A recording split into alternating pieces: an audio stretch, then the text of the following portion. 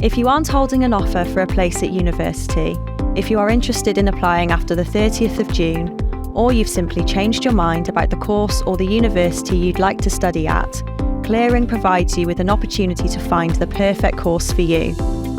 If you've already applied through UCAS, you can check the status of your application in the UCAS Hub.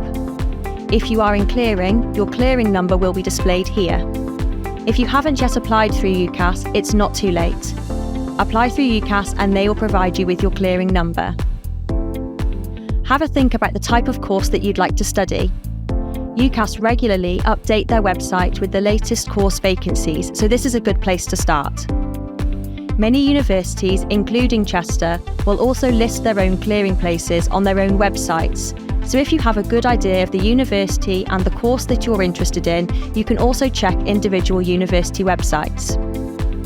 To make an application, contact any universities you might be interested in to see if they can offer you a place. When doing this, make sure you have your highest qualifications to hand as well as your Clearing number.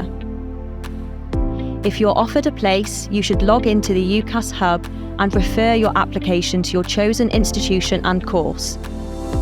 To do this, you'll need the institution's UCAS code, the name of the course, and the course code.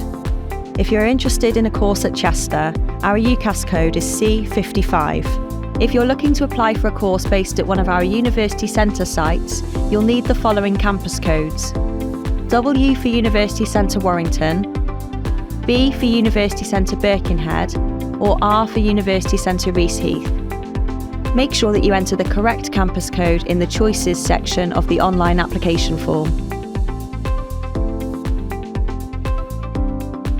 Your place should then be confirmed by your chosen institution through the UCAS Hub, and UCAS will send you an email confirming your place. It's also worth making time to visit the universities you are interested in. You could be spending the next 3 years of your life there, so it's important that you get a feel for the place and are happy with your decision. Good luck.